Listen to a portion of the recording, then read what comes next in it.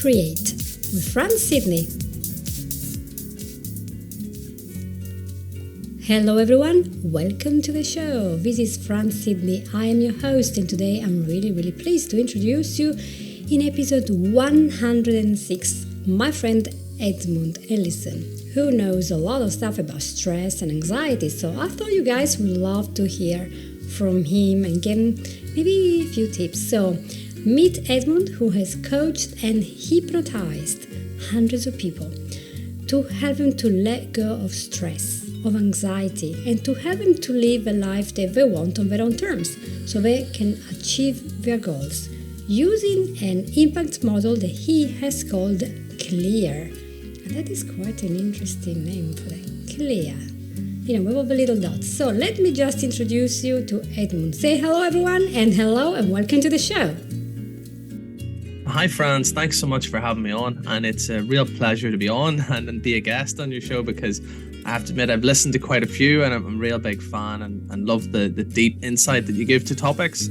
So thanks very much for having me on and giving me a chance to just talk to people about some topics that I'm really passionate about, which is stress, habits and accountability, because what I've found over the past number of months and years, especially with COVID and the cost of living and many different things that are impacting on people, stress is something that actually tends to creep up on people, and they're not really aware of how it impacts them, and it has what I would call a cumulative effect and can then really overcome people, and they end up getting burnt out. And especially for our colleagues who do coaching, work in therapy, or business owners, or even if people just in their career, I think most people could agree with me at this point that they've found themselves lately sitting down and wondering, it's all feeling quite a lot, that sense of overwhelm. So this is something that I really want to deep dive into and almost create that sense of self-awareness, which I think is so important nowadays, to take that time and just reflect on how things are going and how we're feeling, and not being afraid to be open about it and having a chat with people. Mm-hmm. What makes it so that people don't want to talk about it? If it's so prevalent in society, why don't we talk about it? Yeah, it's really interesting. I think if the best way I would describe this is almost like the motorway. I think everyone wants to be in the fast lane and everyone just wants to get to where they are. Like, look at our society at the minute. We're so used to getting everything now. We've Netflix. I used to laugh. I was talking to my wife the other day about going to the old video store back a couple of years back, and you had to queue up and get your sweets, your ice cream, and pick your movie and hope no one else had picked it for you. Now we've everything that we want. It's just there. We're just conditioned to have everything with a click of a button. And I think when you look at life now, everyone just tries to push on. And that's very much what I've seen, especially when I used to work in corporate. Everything was just push on. No matter what was happening, it was always that kind of attitude to just get stuff done. And I think it almost has got to the point where people sometimes don't feel that they can talk about it, because it can be sometimes perceived as a sense of weakness. If someone is talking about stress or their well-being or their mindset. But I would actually argue it's the opposite, because it's a sign of strength. Only a strong person would have that, inner ability to talk about it and say, look, I'm not actually feeling well, because we'll take our cars to the MOT, we take our phones in to get software updates, but what do we do with ourselves, right? we need to have some work done. Self-care is vitally important. We've got to have that time built in. And so I would always say, especially to clients as well, I always tell them, what have you done for you recently? When was the last time you stopped and actually thought about this and said, well, what have I done for me? A lot of them will tell me that they're working serious hours, they're pushing themselves, and interestingly, there's this deep inner sense, the ones that push themselves the hardest feel that they have the most to prove. And that's an interesting one, because I usually deep dive into that and say, well, what do you have to prove and to who? And where did that come from? What's driving you? And that's where the conversation gets interesting. That is so interesting. Yeah, that was this push. And I was just listening to some guys called Gentries. They're a music group. They sing really well. And they were talking about issues. And one was saying, how many people on their deathbed will say, oh, it was so important to paint the wall white or orange, and that's why I had this argument with my life. And with my wife, and why am I so stuck up on this and that? And it was so important, maybe to be rich. And how many of them, when they are about to finish their life, think, I wish I had another $1 million in the bank. And most people will be looking back and looking at relationships they've had. And if they manage to fulfill their dreams and their passion, and by having all this stress to push, we put everything back and we feel like we're resentful. What kind of symptoms do you see when the person comes to you and say, I'm stressed? What do you notice outwards that is happening to them? What makes you think, yes, this is really stressed person? Yeah, absolutely. Well, it's just, one I probably like yourself, do a really deep dive consultation, but I want to find out a little bit more about them, because each person that I speak to, I really care and I'm invested. I want to know a little bit about what's impacting on them, and I look at what it is they're doing on a daily basis. I want to know when they get triggered, because I think about how habits are formed, the cue, the response, the reward, and so I'll ask them to kind of just walk me through what they're doing. But usually they present as being quite, you can just see the anxiety in them, when they talk about things, especially particular topics. You can just see the change in intonation. It's almost that sense of exhaustion that's coming forward.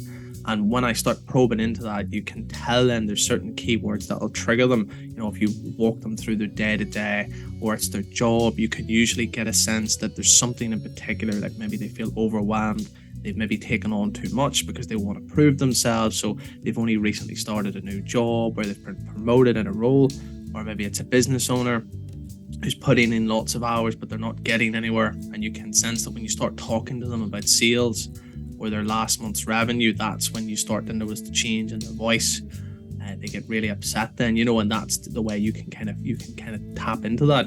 But what you said was quite interesting as well, because a lot of the time when we're stressed, we're not always conscious that we're stressed, because 40% was a really interesting piece I read a while back, which I found quite insightful, from Duke University, talking about 40% of our actions being controlled by subconscious habits. So if you imagine most of us are on autopilot, we have about 50 to 70,000 thoughts approximately every day, and we blink hundreds of times a minute.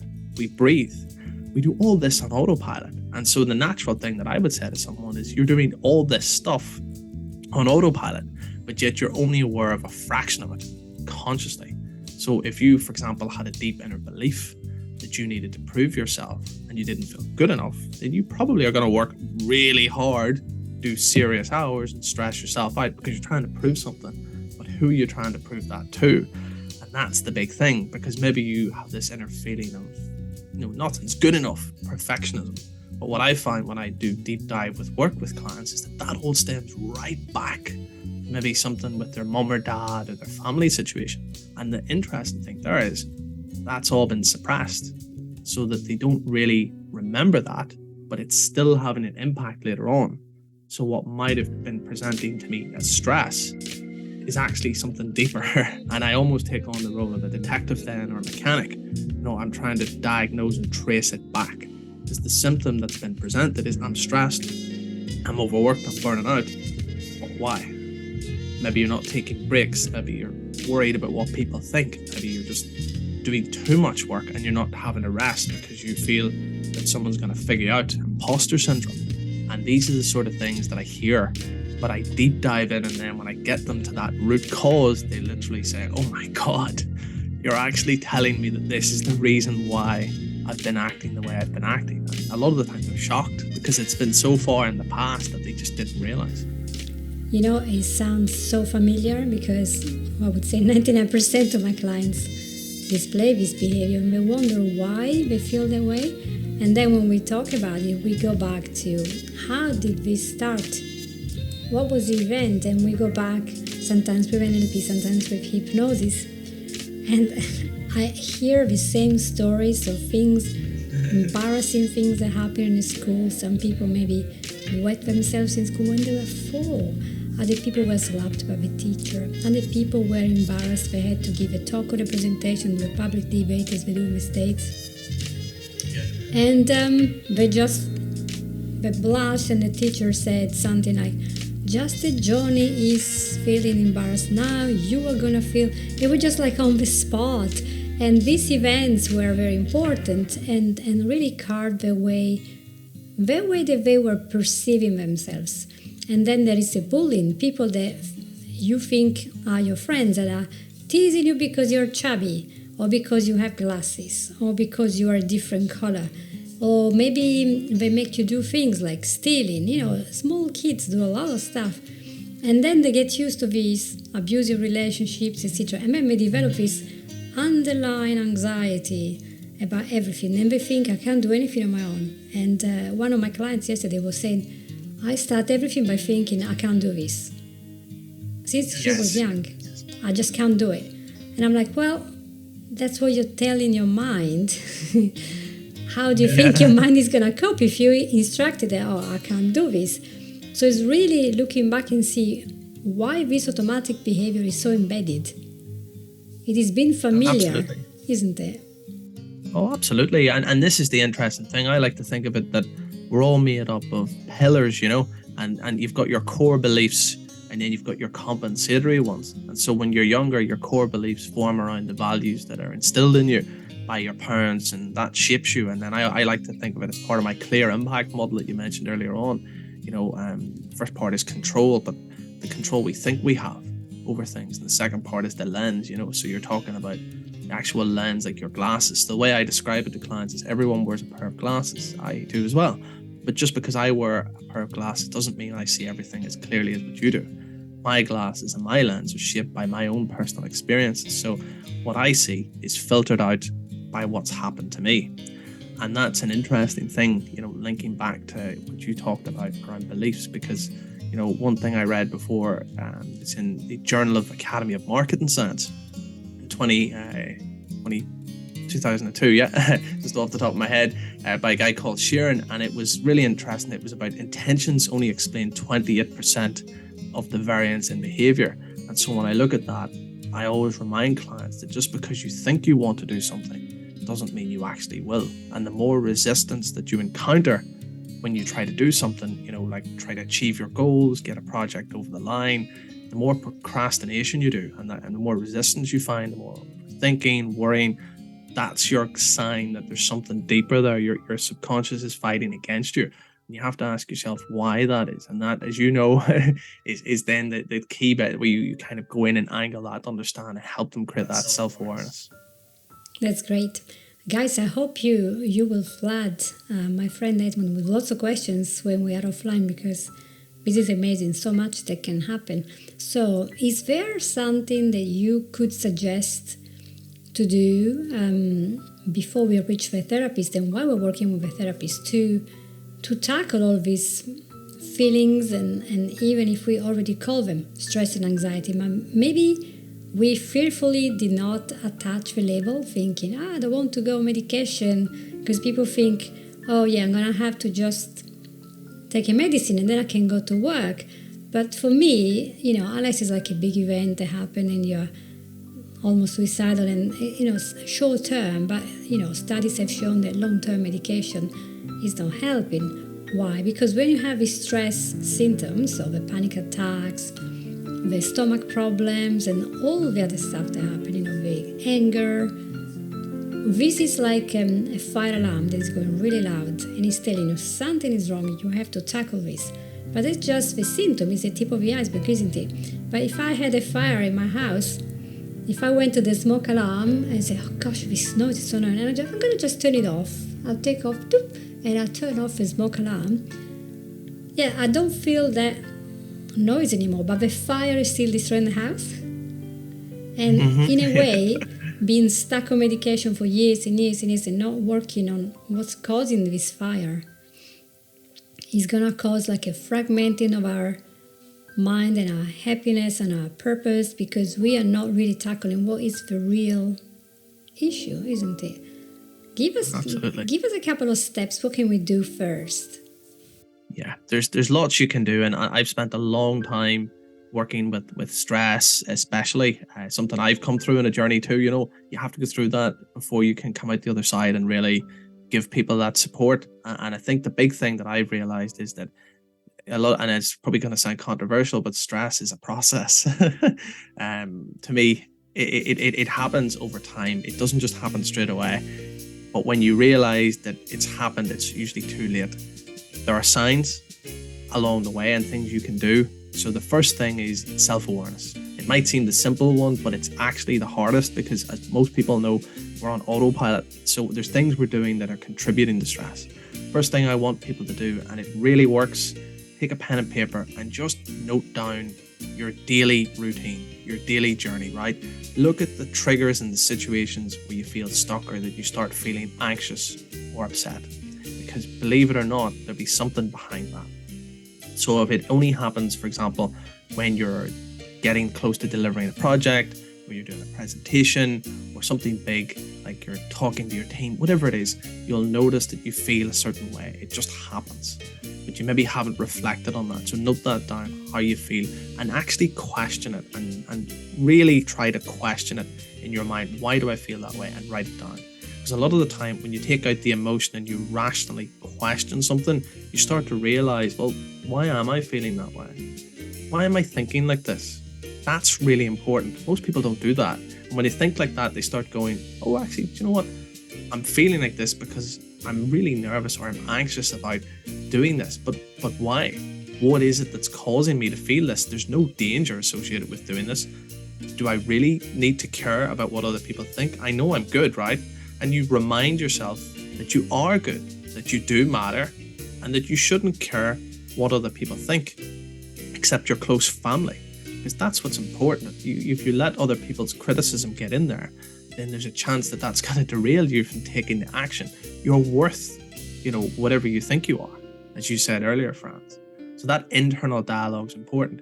And that leads you down to the next part, right? So start changing, reprogramming, if you will, your thoughts.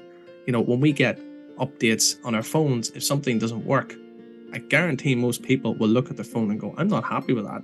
I've noticed that change. I'm going straight into the phone shop. I'm going to complain about that because that's affecting my daily routine. People get annoyed with that. But what about ourselves? What if we're running the last version of iOS 15 or whatever, and there's something in there that we're not happy with? Why aren't we doing something about that? So we should be thinking to ourselves, how do I change my own programming every day, saying, I feel good about taking action. I feel good enough. And just saying that every day, reminding ourselves, and write it down. Have it on your computer, have it on your desk, have it above your mirror. Just reinforce that. When you hear yourself thinking something negative, just say stop. In your head, really clearly stop. Write down what it was, the thought, and rewrite it and make it positive. And if you feel like it'll help as well, I usually get my clients to practice mindfulness in addition to hypnosis. So I usually ask them to take breathing, look at their breathing. Deep breaths, nice and calm, and just center themselves. And if it helps, just to listen to a nice audio and just take 5 minutes out. If you've got a point in your day which is really stressful, go for a walk. Look at your calendar. Build time in for your self-care. If you're letting people book loads of things into your diary and you're completely jammed, stop.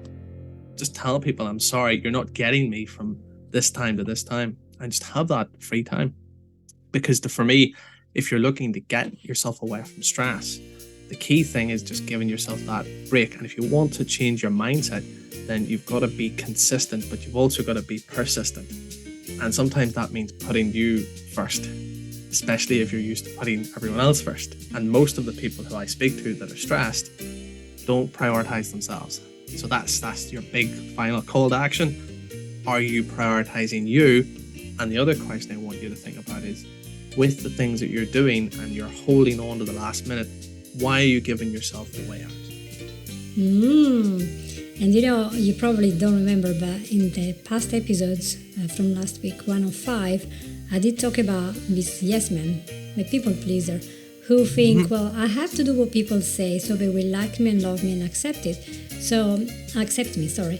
And because of that, they might be very busy people with, school, careers, whatever, and maybe lots of kids, but they never say no. So they end up burnout and crashing all the deadlines, like almost with one leg. I can't do this, but they will never say no to anyone in the family or outside.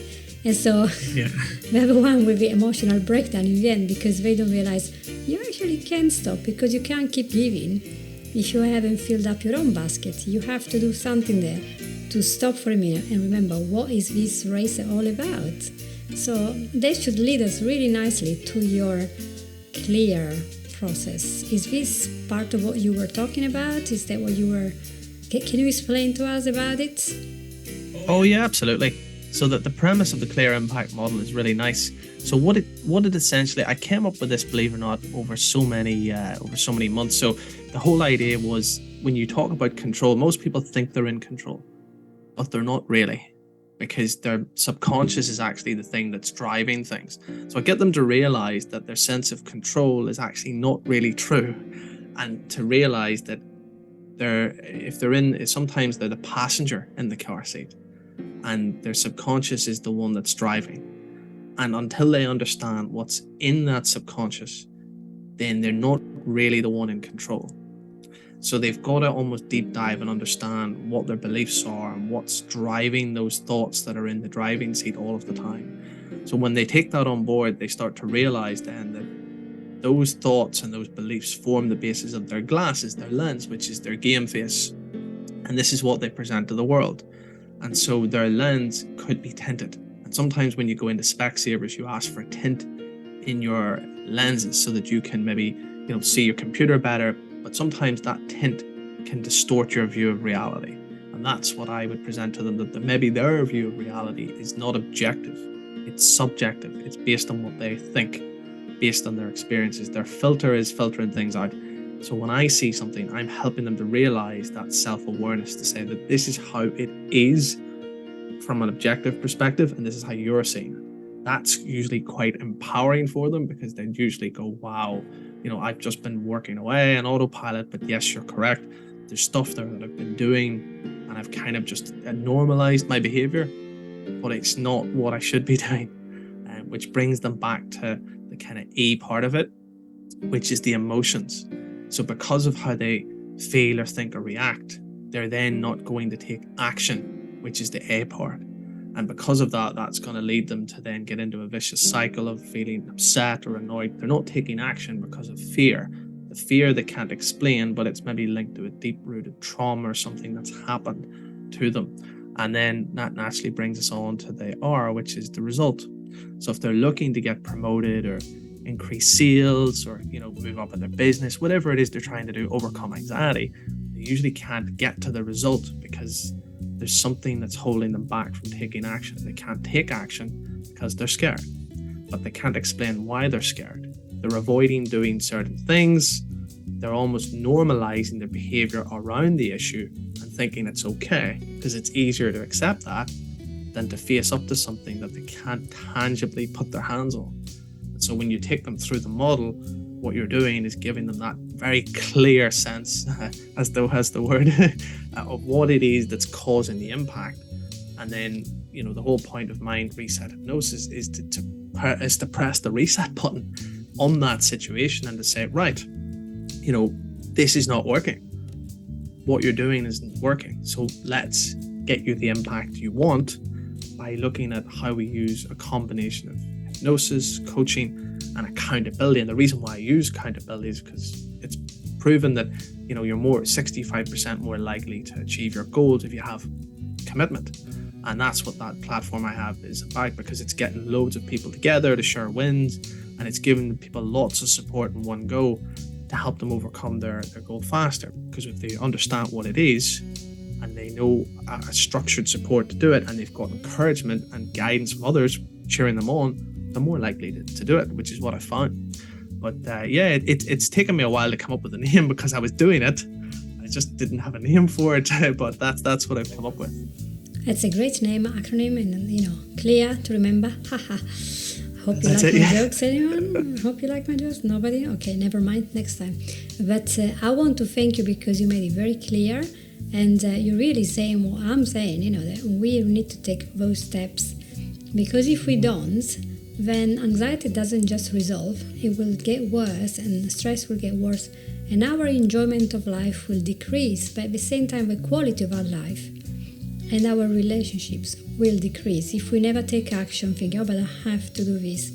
And it's just so good sometimes and refreshing to have an unbiased point of view from somebody who they are outside of a bubble where we are stuck, when this vicious circle of thinking in that way. And it's so refreshing to hear another person observing us and say, what are you doing there?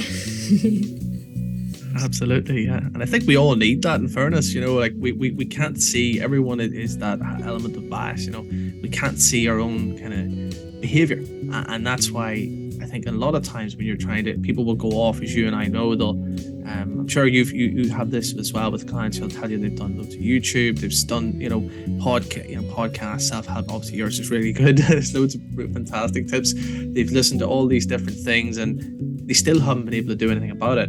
And I think you've hit the nail on the head. You can't do anything about something until you accept that you, one, need to do something about it, but two, understand the root cause of what it is. And most people can't do that because that's deep layered in their subconscious. They can't access that. Yeah, and I see that there are some people in groups, I won't mention names, but they're in groups whereby hypnotic recordings and, I have listened to this recording for so long, but I still do this, I still do that. And in some cases, the reason is because the hypnotic recording is not targeting the cause of this, because the person who's made it has made it for a general public who has this issue, that issue. And in my case, it could be that in your case it's not really addressing the real reason, and so you just say, it's not working. I just feel so depressed. But invest in yourself, go and see a therapist so he can direct your problem, your symptoms, you're in the right direction, and then the recording will really work. So just be aware there is always something we can do, and another person who does this all the time, they know exactly how to direct you and facilitate this process. So it makes the effort easier and lighter and so energized. So I'm really thankful for your input here, Edmund, and tell us, we have literally 2 minutes, where we can find you. Do you have a podcast or a website, and can we also put the links below later on? Where are you on the web? Yeah, so mine is called mindresethypnosis.com. Oh, that's easy. Okay, well, thank you, guys and girls, listening to us. If you have any questions, please reach to Edmund as well. He's so good and just wants to help you to get to the top of your game and be relaxed. So thank you for being with me, and thank you, Edmund. Oh, thank you, Franz. It's been a pleasure. And I hope you guys will share this episode with all your friends. Click share and write a review. Of course, I say this all the time until you do it. So the more people can have a message, the things can get better, and then can create the life that they really want with Mindset Hacks. Thank you, everyone, and bye-bye. You've listened to Create with Franz Sidney.